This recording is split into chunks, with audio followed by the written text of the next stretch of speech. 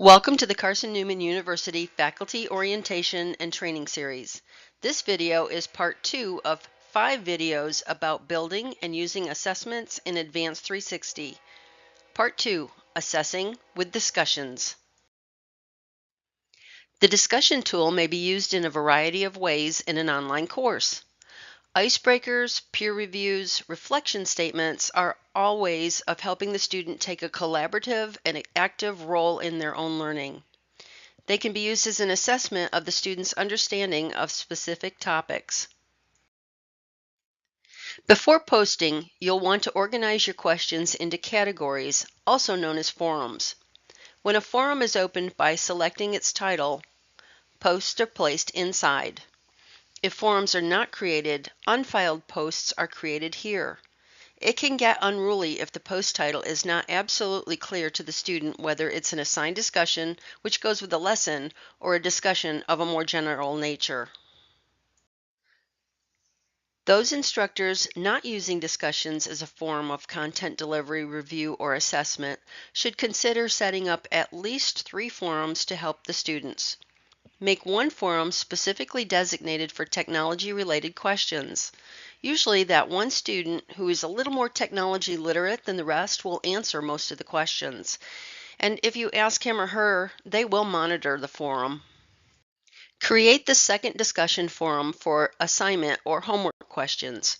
If one student has a question about an assignment, there's a great possibility that many of the others will have the same question. This helps lower the need to reply to several people with the same answer. A third must-have discussion forum is the social forum. This will be used for personal discussions. For Carson-Newman, a Christian institution, this is one way to incorporate spiritual components such as prayer requests or Bible studies.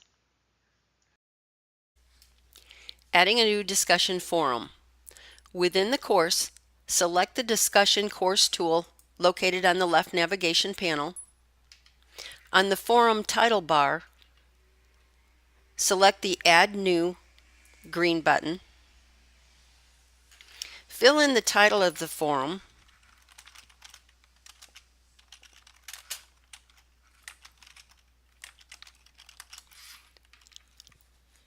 Optionally, fill in a description.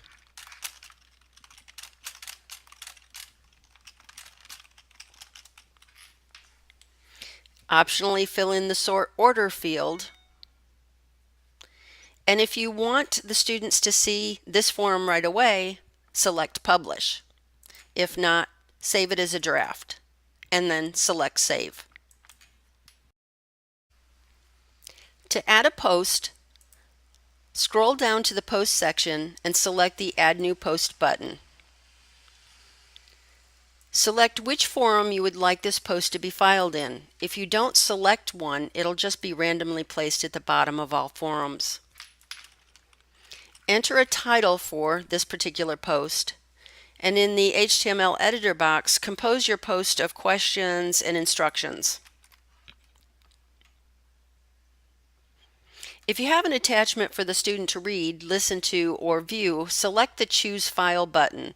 You'll browse your computer and select any attachments you want to post. After that one's posted, it'll give you the opportunity to attach as many others as you would like. New in version 8, here in the Post option, it will auto-create a gradebook item for you. If you haven't previously created a gradebook item, make sure this is checked. Select the gradebook category if you're using categories. Select the calculation method. If you prefer to add all your gradebook items at one time, you'll need to go back and map, and you also would need to select this button.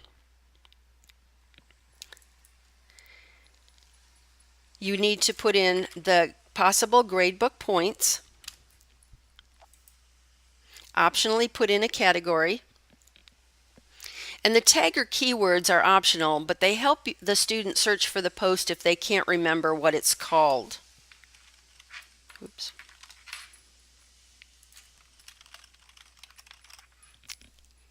The comment settings section has 3 options.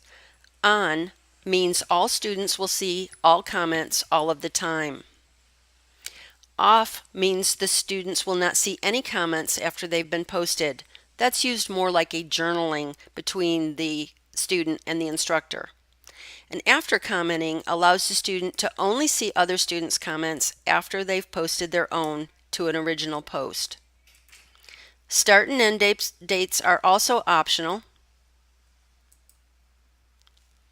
You can put in an expiry date. And last, do you want to publish or the students to see this as a draft? And make sure you save. We need to understand gradebook mapping.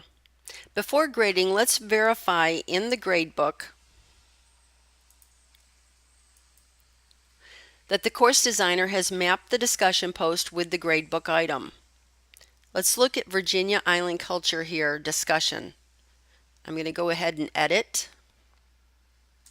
And I scroll down and I see in the discussion post mapping that it is indeed mapped to the right one, Virginia Island Culture. And the calculation method here will be used as average. So if the student comments several times within a discussion, you can give each posting a point value and the grade book will submit an average of all the posts for that student. Next, while we're in the item, I'm going to scroll up to the item details and look and see, did they use a rubric? Now, obviously, the case study rubric and the discussion rubric must be pretty equal, so they've chosen that one. If you've made any changes, make sure that you hit submit. To grade posts, select discussions from the left navigation panel. Select the appropriate forum and select the discussion to assess. Read the student's post. Reply if you would like all students to see your comments. Select private feedback if you wish for just the student who posted to see any comment. Last, enter a grade into the grade field and enter. Let's talk about grading with rubrics. Some instructors like to see all of their posts and then grade directly into a gradebook using a rubric rather than having the software sum or average the posts. Usually the instructor will read the posts and jot down how much that they think that they would be giving according to a paper rubric, but let me show you a digital way of doing this. You'll first go to the post, but instead of opening the post here, you're going to select print. Now, it's okay, don't panic. You don't have to print to paper. You can actually print to different files. If you want to, you can save it as a PDF and then it's digitally and you can look at it and pop back and forth between Advanced 360 and the PDF file. If you're on a Windows machine, you can always select the Microsoft XPS document writer. But the one thing that all faculty have access to is OneNote through Microsoft. And you'll want to call the help desk if you're not sure how to use that. But once you select how you want to print, and I'm saving this as a PDF file,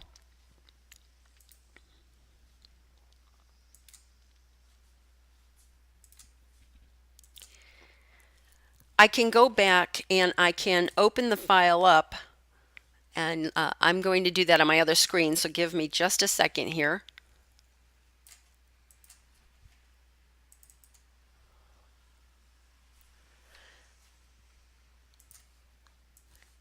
And we see that this is what the PDF file looks like, and there's my discussion post. And now I'm going to go back to Advanced 360, go into the gradebook item, select the discussion to edit, use grade using a rubric, select which student I'm grading at this moment, and then I can go ahead and grade with the rubric. Don't forget, you need to select save when you're done. Now it's your turn. Log on to Advanced 360 and explore. The next recording in this series is Get Ready to Assess Part 3, Setting Up and Grading with the Dropbox.